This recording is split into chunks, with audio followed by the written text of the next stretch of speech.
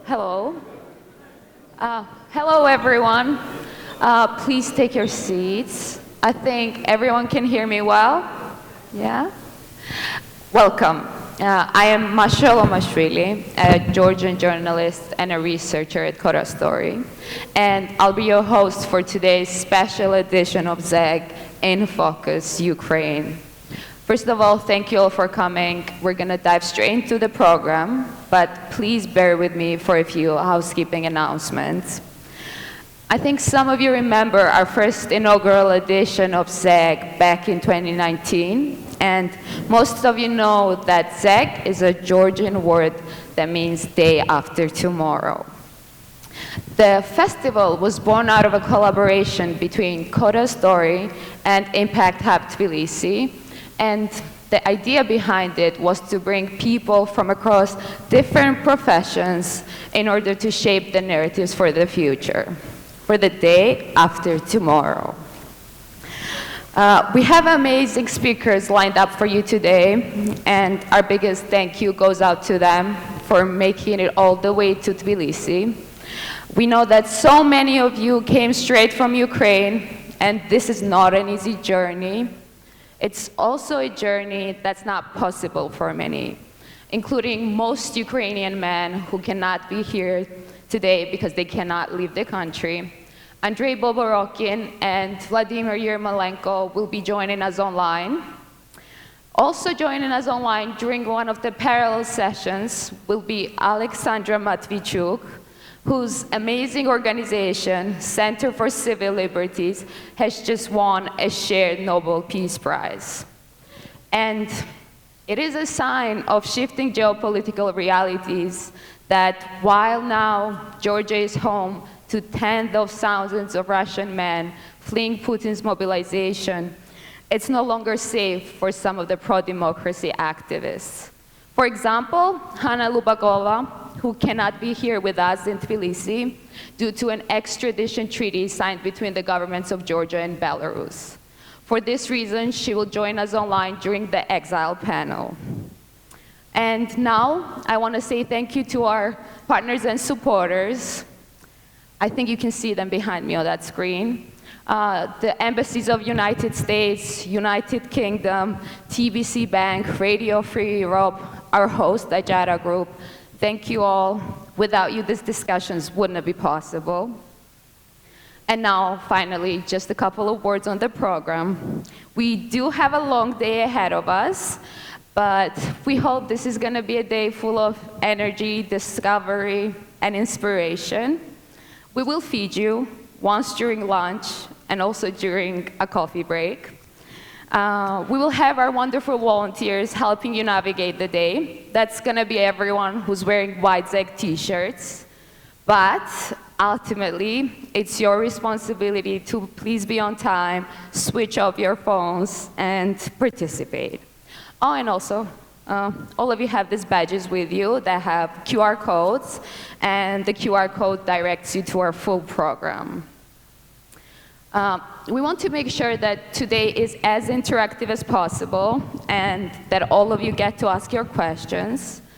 We will have time for questions at the end of every session, but at the end of the whole day, we'll hold a town hall, which is an additional opportunity to engage with the speakers and each other. So if you don't get answers to your questions, please make sure to bring them to the town hall. And throughout the day, you'll be seeing photos by an amazing Georgian-Polish award-winning photographer, Justina Mielnikevich. She has been documenting the story of Ukraine for past decade, and the exhibition of her fabulous work is actually taking place in the Museum of Photography. This is in this very building, and that's also where we're gonna have our drinks after the event. So don't go anywhere. We will lead you to the museum. And I think that's it. We can get started. Thank you again for coming. Thank you again to our speakers and our partners. And yeah, let's start. Thank you.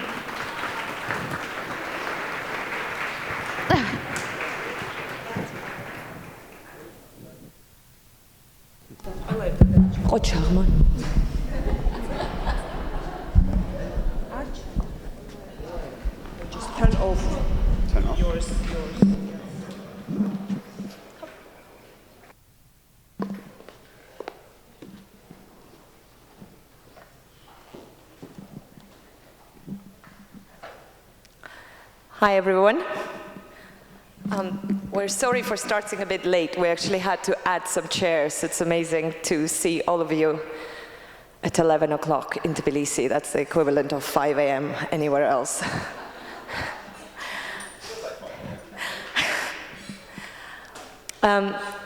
Thanks for coming. I just want to add to Masho's words and thank again all our speakers who, so many of you did come from Kiev and from elsewhere in Ukraine, and it is an insane journey at the moment. We really appreciate you being here for what I think is a really, really important discussion. And I think Tbilisi is actually an important place to have this conversation. Georgia today is in many ways a little bit of a microcosm, a place where a lot of global trends are playing out very prominently and in a very pronounced, extreme way. And I think it kind of like puts it under a bit of a magnifying glass and makes these trends easier to spot and maybe, just maybe, do something about. Here, the war in Ukraine has really illuminated the fragility of the political system. Many of our speakers who just arrived yesterday were telling me yesterday how, they were surprised to see so many Ukrainian flags in the streets of Tbilisi. There is an overwhelming feeling here that this is Georgia's war too. Not just only because Georgia has been on the receiving end of Russian colonialism and 20% of the country is occupied and the creeping occupation continues to this day. But also because there is that sense that this war is really existential, that the very existence of Georgia as an independent democratic state depends on the outcome of this war and on what happens in the Kremlin. This is why there are so many flags. This is why there are so many people here today. This is why ministers and Ukrainian ministers and generals have become household names. But Georgia has also become a place that shows how a combination of oligarchic money, state-funded disinformation, and populism, some of it homegrown, but all of it always encouraged and at times financed by Russia, how that combination can really sow confusion and doubt and undermine the values that societies take for granted. That's why in the middle of this really historic moment when so much of the world sees what in many ways Georgians knew about Russia all along, Georgia actually finds itself with a government that is taking the country back into the Russian orbit. So I think it's important to have conversations like we're going to have today in a place where stakes are very high and are magnified. So with that, let's get started, and sorry for taking longer than I planned, but we've got Oleksiy and Peter here today. Their bios are on the website. The barcode is on the back of your badge. I won't be introducing them, but Oleksiy, I would like to start with you. We named this session "The Winter is Coming." I think there is a lot of anxiety about what the winter will bring. A lot of anxiety about what it means for the front line, but also what it means in terms of the European homes are going to get a lot colder. The gas prices in Europe are going up. So from your perspective, and you have an amazing story, and we'll be talking more about that in one of our parallel sessions, but from where you stand right now, what makes you hopeful, and what are your biggest fears as the winter approaches? Thank you, Natalia, and good morning, everyone. Really, I think it's an important event for us, for Ukrainian journalists, firstly, because we don't have enough spaces for meeting now, like this in Ukraine, in Kyiv, in Kharkiv, in our native city, in my native city, Donetsk, or nearest Kramatorsk, another, because all of this area under the Russian missiles attacks every day, and it's a big chance to discuss the agenda that you promote and announce now during the event. But the situation in Ukraine and especially in eastern part and south part of Ukraine is getting worse every day. And I saw that as a journalist who cover the situation in the field. We hear such words, new words in our reality that like burjuika, mini oven, small oven for average people, for winter is coming, and more often different, very strange words from the 20th centuries, I think, and the normal words for now for journalists who live and work in Ukraine, it is mini power stations, power banks, and we saw exhausted citizens who search for food and water in small villages in liberated territories. It has become commonplace in east and south of Ukraine now. Evacuation in many places now in Donbass stopped, as there are no many opportunities for volunteers and NGOs to travel, and the area prohibited for citizens now to return to their homes. Journalists are trying to find ways to enter on that area, and many like me see this area as a part of our home and my home. I'm in Donbass because I'm originally from Donetsk city, and my childhood was spent on the streets. Some of them no longer exist now. Mariupol, I remember Mariupol city. I'm from Donetsk, but Mariupol is my second hometown. My surname is Greek Matsuka, and origin, and Mariupol is a Greek city, and some of my relatives were repressed by Soviet regime in the so-called Greek case, греческое дело, if you know. And now a lot of people are being repressed in Mariupol because they identify themselves politically, not Greek but Ukrainians, and they faced with the same repression as Greeks faced in 100 years ago. And this is a terrible personal pain, of course, for me and for colleagues from Donbass who covered the war and the conflict during not only this 8 years, but more, 12 and 15 years, because all events started not in 2014. When I walk around Tbilisi now and I see Russian men, for example, I learn from their conversations the language and Moscow accent.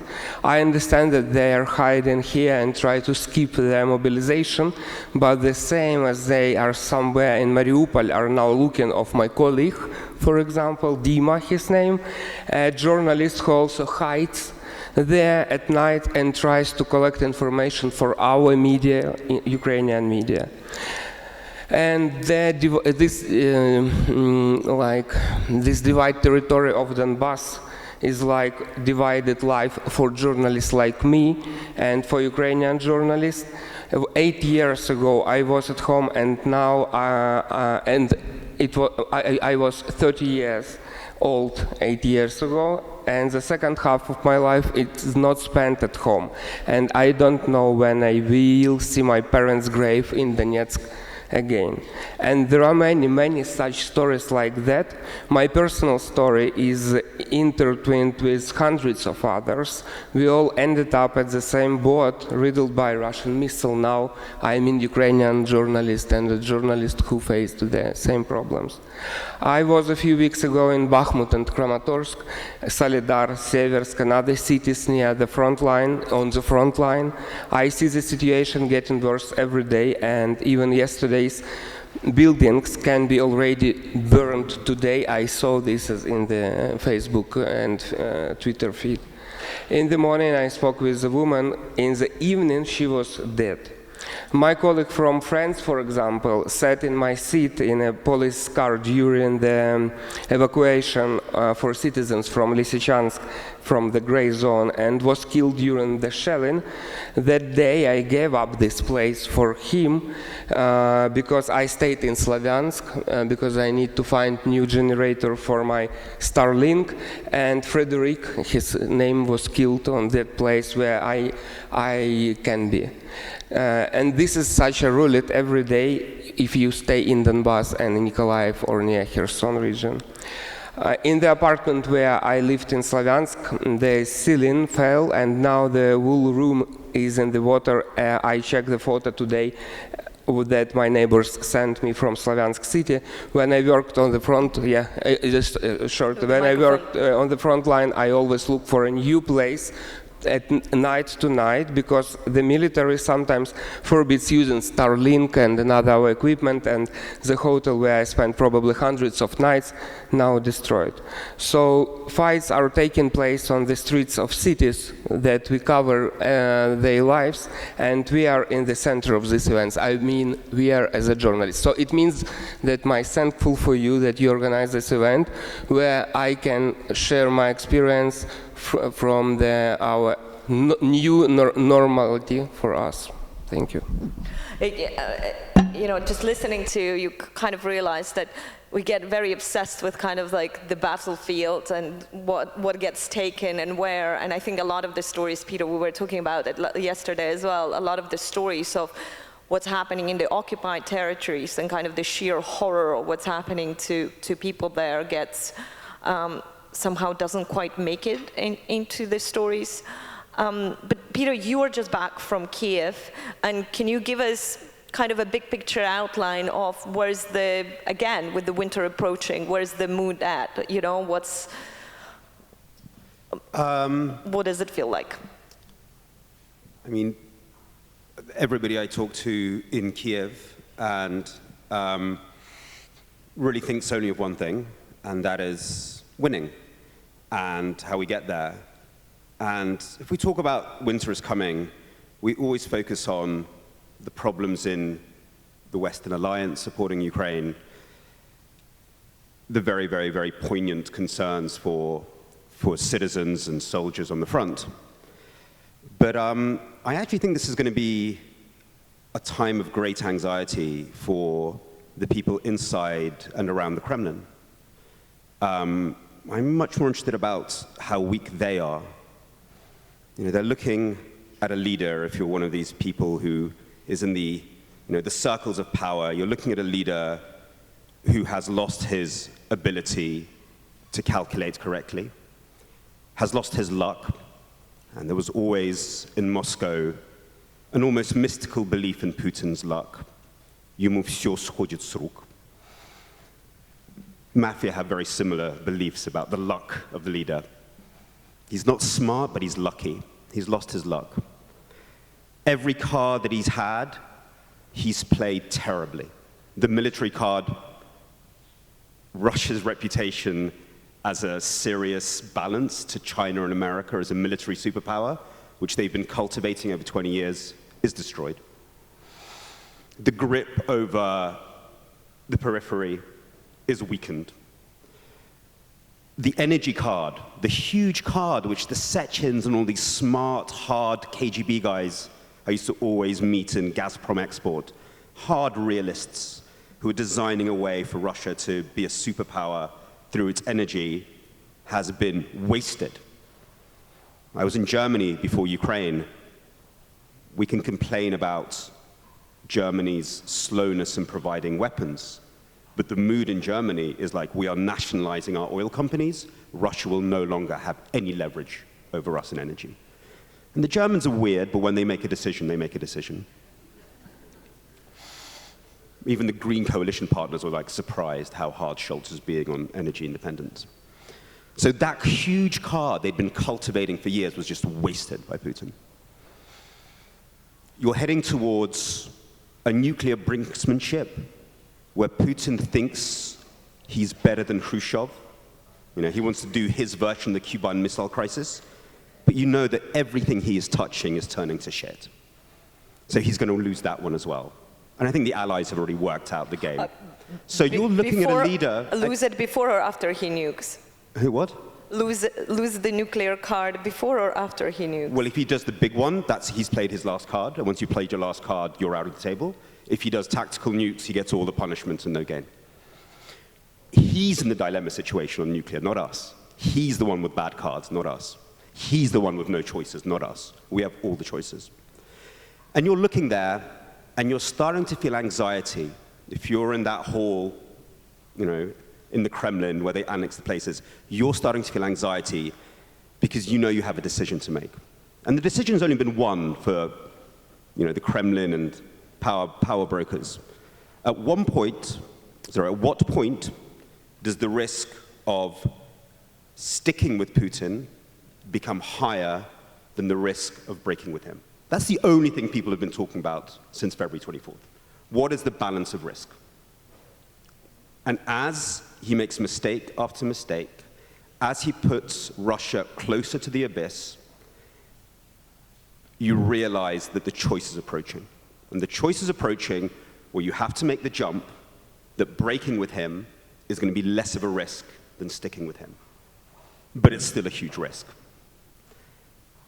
And that's when we feel anxiety, when reality approaches, when you have to deal with reality, when you've been putting reality off. And reality is approaching the Kremlin, inescapably. And with every decision that Putin miscalculates, it comes closer and closer and closer. So I'm rather enjoying their anxiety. Yeah, but what about anxieties on the other side? I mean, okay, so these are the our speculations of anxieties in the Kremlin, and there have been many, and we have long been wondering, oh, well, is he sick? Is this going to happen? Is that going to happen? Many have put the time on him. I'm playing devil's advocate here. I mean, very much hope that you're right, but even if you are right, like, that is not the Ukraine victory, right? We're still relying on Putin disappearing, being replaced by someone else. So no, you need to talk to Ukrainian officials about their visions of victory, but no, obviously the victory starts on the battlefield, and that's key. Without victory on the battlefield, nothing else happens. But there's an understanding and that there's a risk that, Putin cuts his losses, does some sort of deal, rearms, attacks again in March. So no, I think in Ukraine there's a deep understanding that internal Russian dynamics are important to Ukraine's security. But of course there's the other factor that, Ukraine has to be brought into a territory of safety which is the same as Estonia's or Poland's. To a certain extent making it irrelevant who's in power in the Kremlin. Is it Putin, Kudrin, Patrushev, Mickey Mouse? Ukraine, for long-term security, has to be as secure as Poland and Estonia. And then we can start thinking about what that means. I mean, for Poland and Estonia, it doesn't matter who's in the Kremlin, they're safe. It's very important that Ukraine can have the same security. Oleksiy, you just said that the war, we so often make a mistake, and I think the media so often, kind of global media so often makes a mistake of sort of calling this war, the war, and forgetting that this war has gone on for 8 years. You just said it's actually older than 8 years because the kind of process began way before that. Do you see a possibility of some sort of a resolution and a real victory? And by real victory, I mean what the Ukrainians see as victory, which is getting all of the territories back, including Crimea. Yeah, I'm not a politician. I don't have exact solution plan for this situation, of course, but I can compare facts and information that I know before the 24 February, for example, and now. And if you look deeper, before the 24 February, it looks like the West underestimated Ukraine and its solidarity, because Kyiv asked for the introduction of preventive sanctions. I remember that since October or November, every day they asked preventive sanction plan to stop Putin aggression, potential Putin aggression. Kyiv asked be more flexible in assessing the current political situation inside Ukraine, but the internal political struggle of Ukraine goes beyond Kiev and created a bubble of, of poor perception about domestic politics and our politicians. I remember the estimate and assessment of Zelensky team and his, his attitude for the current affairs. And this bubble stay broader, and they try to explain outside of Ukraine that this is comedian, this is not professional politicians and others, and they create this attitude that we don't know we don't have exact plan how to react on the invasion.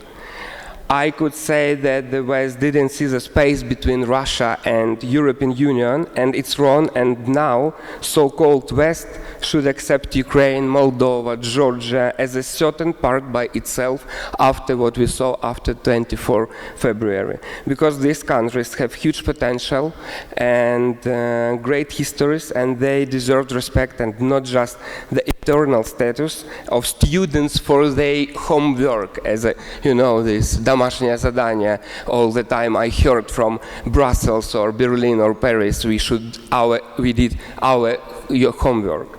Brussels, Berlin and Paris now have their own homework, and Kiev gives an inkling on that, but in reality, ordinary people from Donbass and Frontline, and from Bakhmut, from Solidar, from Nikolaev, Kherson, the people I meet, they say, we want to live in Ukraine, we want to live in European Union according to European Union standards and be part of free space, not totalitarian colonial horror. So maybe in this case, the term of win means the understandable, more Ukrainian context. What does domestic politics means for us, not for bubble that create attitude for our domestic politics and politicians.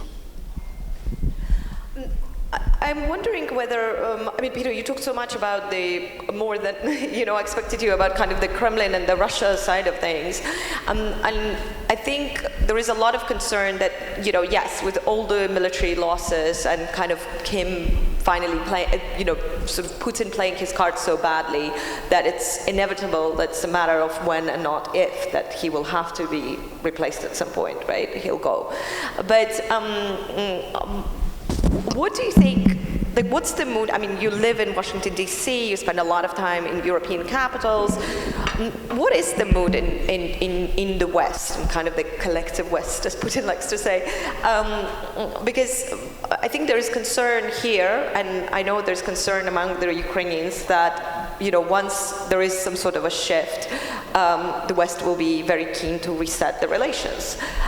We've had plenty of precedent.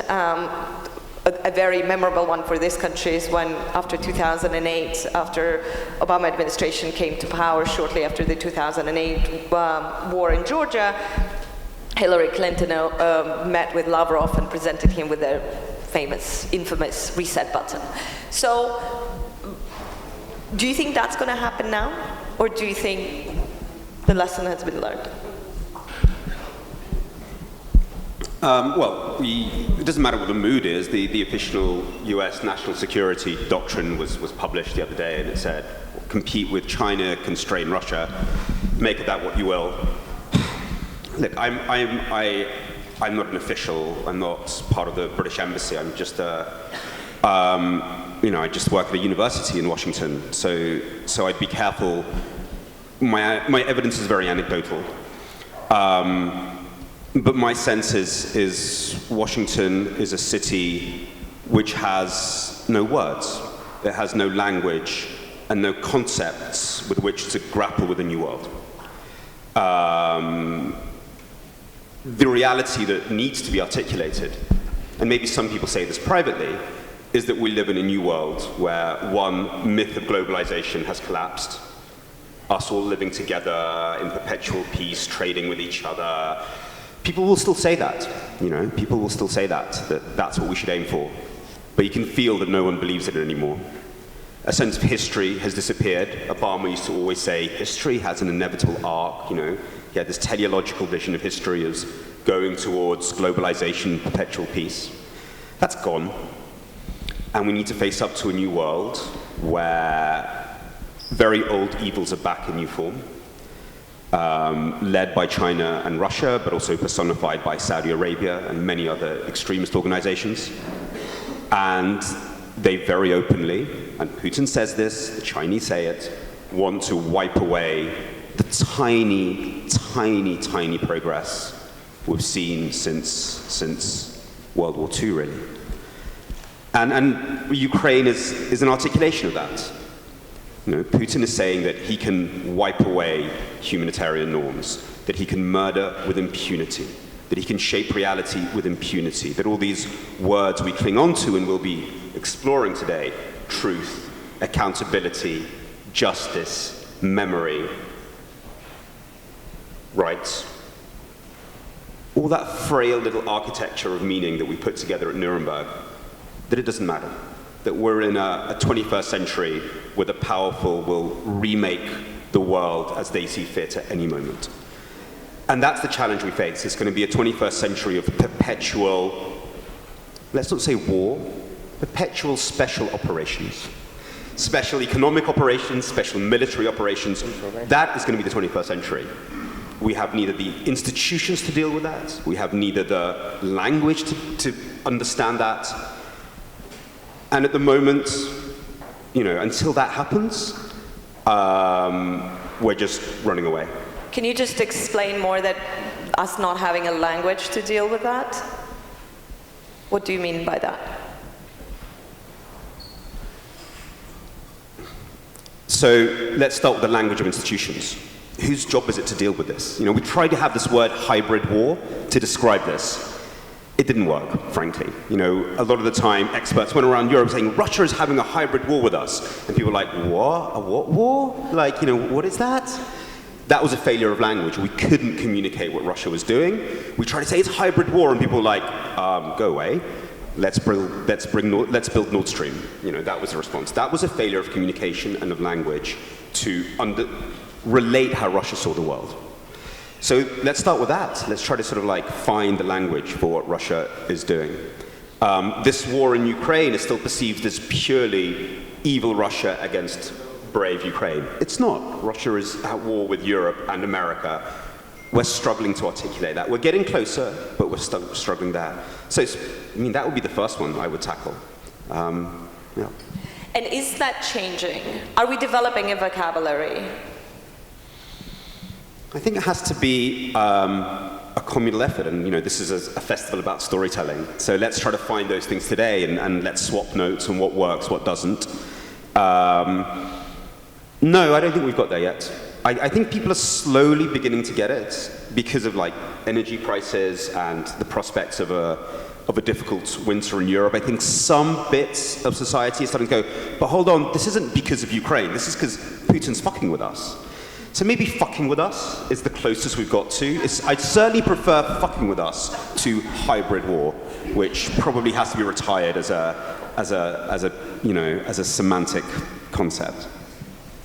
You know, I mean, that leads me to the question. I mean, Ukrainians have been so amazing at putting their message out, and Oleksiy, obviously, you're a big part of that effort. We're going to talk about that later today in one of the sessions.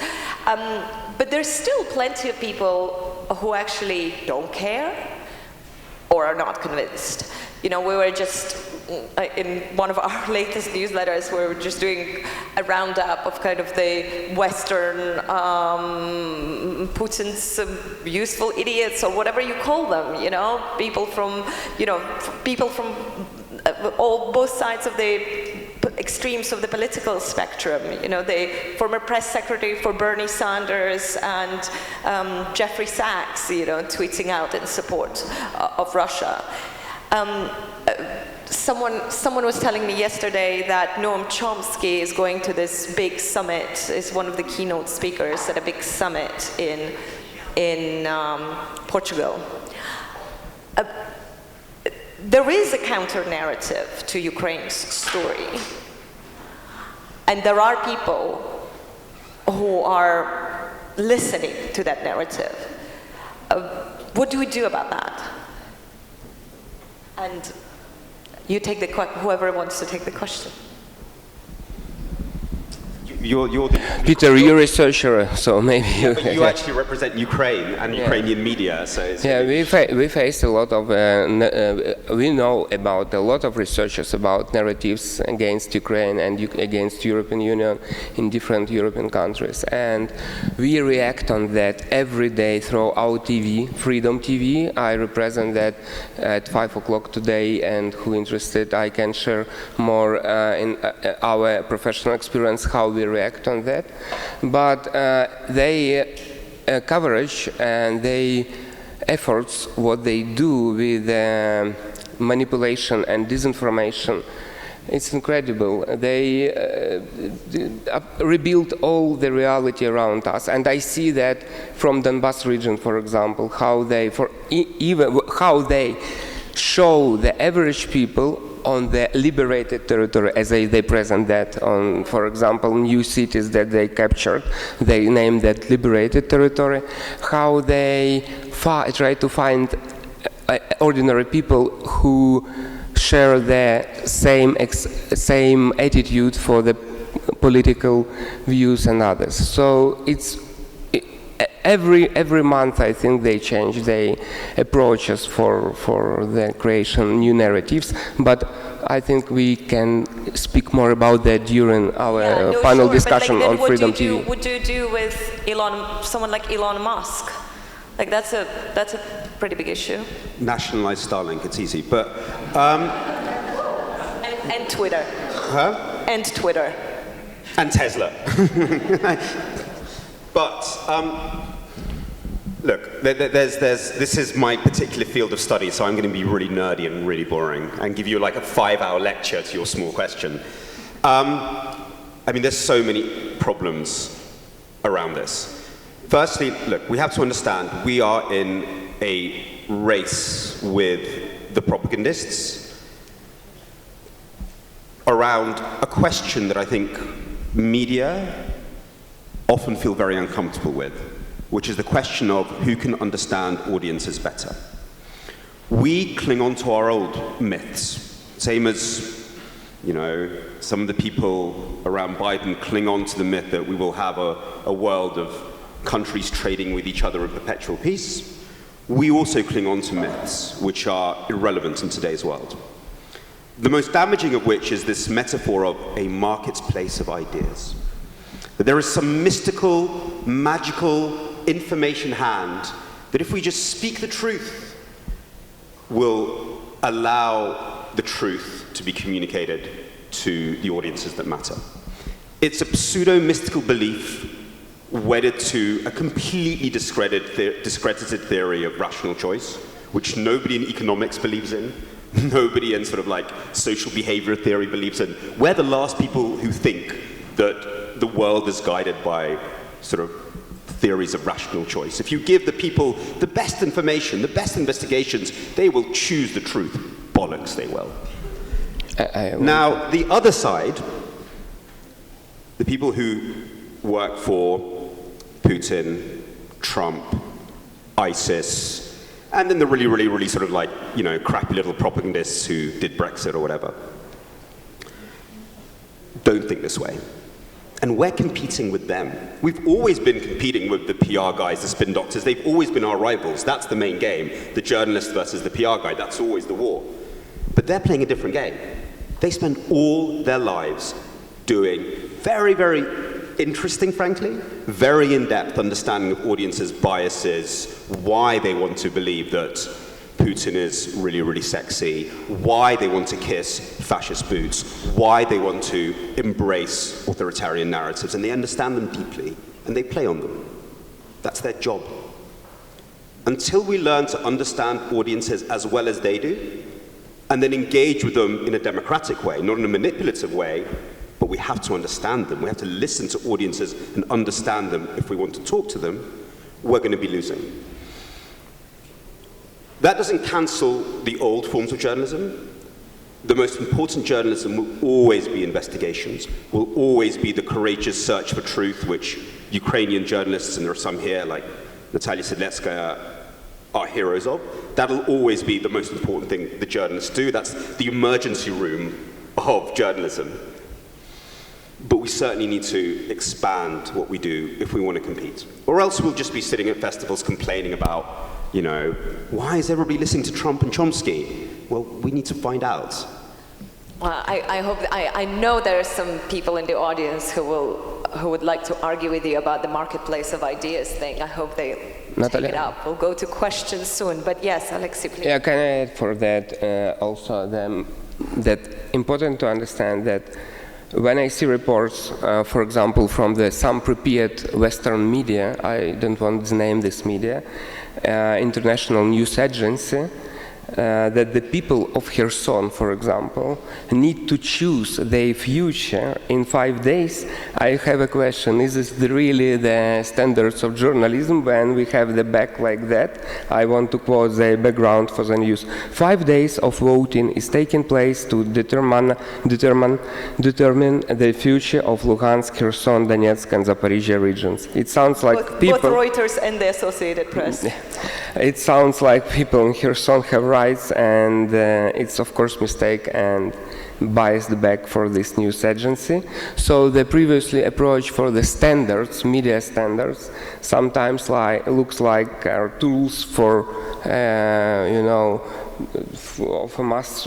tools of mass murder, occupation, and colonization now, and justification of crimes. Because this background is absolutely a mistake to understand what happened in reality. Yeah, no, this is a fascinating topic, and kind of the phrasing and how the media kind of unintentionally buys into some of the narratives that are propelled by authoritarian leaders is a really, really important question. And hopefully it will be brought up during the session. We have a session with some excellent editors and journalists covering Ukraine later today, so maybe that's something that I will talk about as well. But I can carry on, but I also want to open up to questions. So if there are any questions in the audience here, we have some. Okay, go up, we need, yeah.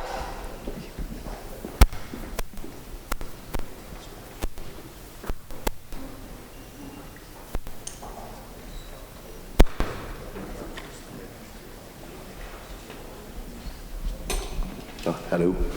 And please introduce yourself. Hello, I'm Frankie. I'm from Coda Story. Promise I'm not a plant for Natalia. This is not planted, I promise. No, it definitely seems like that. Peter, you spoke about this tension between the risk of sticking and the risk of abandoning Russia. But we're still seeing countries, like for instance recently Burkina Faso, throw their hat in the ring with Russia. What does Putin have to do, and how far does he have to go for countries like that to abandon him?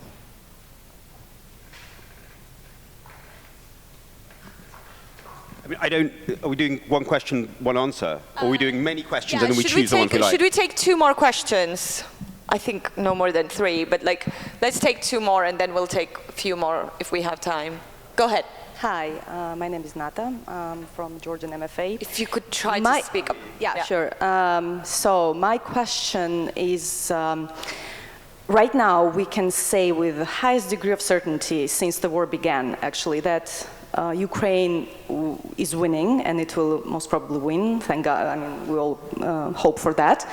And then the ultimate question is, what will happen in Russia, and whether Russia will actually transform itself into a country that is not a threat to neighbors or to Europe and beyond, right? My question is, I was wondering, what do you think should happen? What are the sort of the preconditions or conditions for something like that to materialize? You know, because if it doesn't happen, then it means that all of this is in vain, everything that's happened in Georgia in 2008 and after that, and currently in Ukraine. So that's the question. What do you think should happen for Russia to transform itself? Because we don't want, whatever happened after the fall of Soviet Union, we don't want that to repeat itself, right? But everybody hoped that Russia would become a democratic state, civilized state. Thank you. Do we have one more question, or should we take these? Okay, let's go. I'm not sure I fully agree with that, in the sense that we have to put ourselves, Ukraine, ourselves, the collective democracies, or whatever you want to think us are, in a position where it almost doesn't matter what's happening inside of Russia. So that means new alliances, new forms of constraining, as the national security doctrine says. We can't control what happens in Russia. We can try to, maybe, shape our response in a more coherent way in terms of sanctions and clarity about where we stand. But we can't be forever dependent on what's going on there. We have to have military, economic alliances that fence it in. So I don't want to be dependent on what happens in Russia. That makes us very vulnerable. The question about what happens in Russia in the future and can it transform into a democratic state, that's a huge question to answer, and certainly not in its current form, certainly not with its current political organization, certainly not in its current political psychology, certainly not with its current social psychology, certainly not with its current military status. So that's quite a lot of changes that would need to happen. Oh, yeah. I think, Africa, I don't know, Burkina Faso, we did a little bit of analysis with my colleagues about why are different countries in the global south siding with Russia. And there seems to be two factors, but I'm not the biggest expert. I'd love to talk to bigger experts. But one of them is about these sort of Cold War narratives about, the greatest evil is the West, and Russia is in some way a supporter of anti-colonial movements in parts of the global south. But that's the kind of rhetorical bullshit. I think when you get into it, it's all about very, very discrete interests. Russia has a package that it offers, especially to authoritarian regimes. Military support, energy support, a bit of propaganda support. That's the package it offers. And if you're a sort of mid-level authoritarian, you're thinking, okay, I get this from the Russians, this from the Chinese, this from the Americans, I balance them.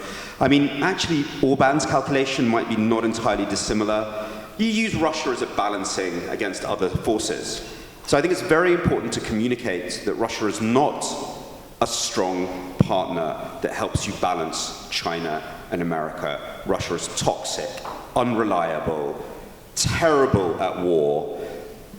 You're dealing with war criminals, so even doing business with them is going to be terrible for you in terms of future sanctions.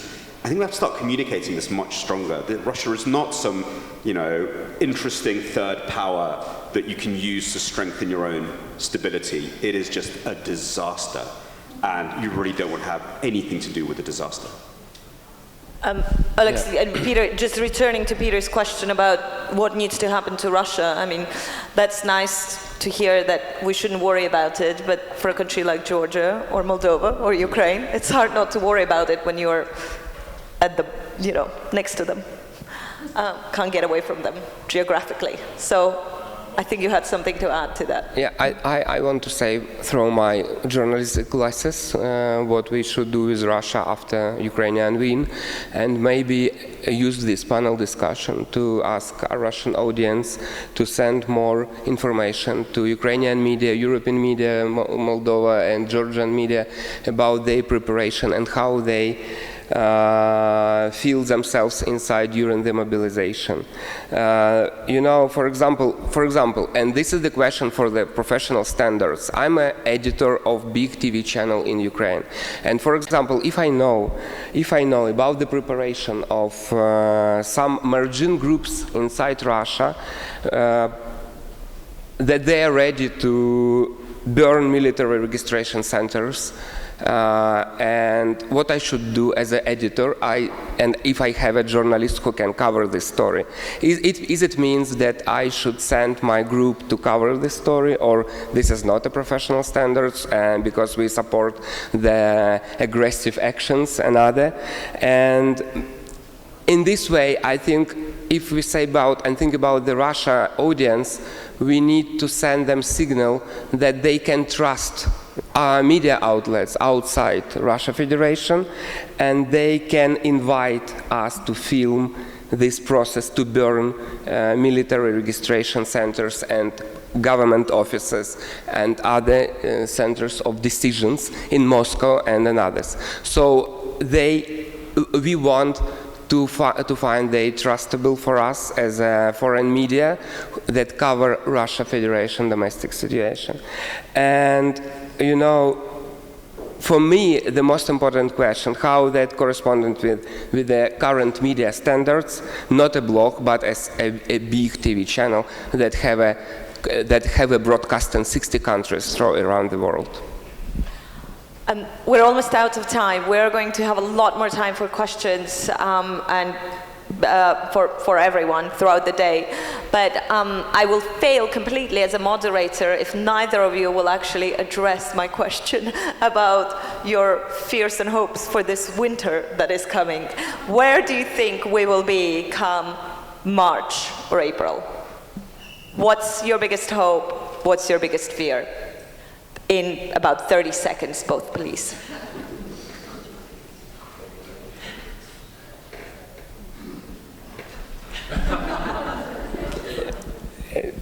Complicated question, of course, but yeah, it's like, I think that democracy and solidarity, European solidarity, transatlantic solidarity will win, not only Ukraine. Despite cold European homes. Yeah, but we need to prepare, and we have a preparation for that, not only now, because I'm as a professional journalist, I prepared for this year, 8 years before. I have very specific experience to create stories from the conflict zones, and I think that we need to unite in small groups or professional communities, networkings, to support each other and continue our work. Your worry, your biggest fear?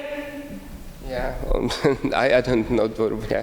Peter, you're going to have to do this. Well, so look, I think it's all about Georgia and you guys. You said very correctly at the start, Georgia is this sort of beautiful canary in the coal mine of Russia's surroundings.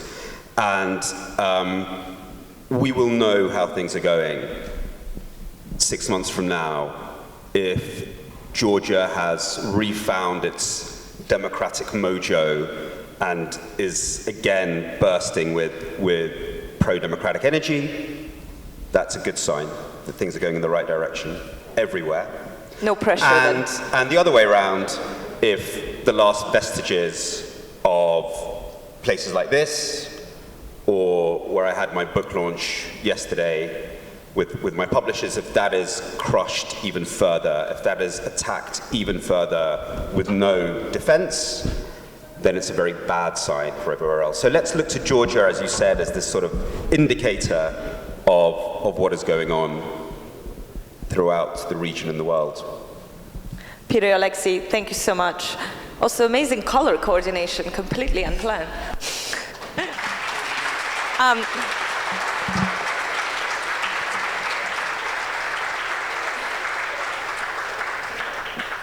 A lot of what we've touched on in this session is going to be discussed, I think, in a lot more detail in the next one.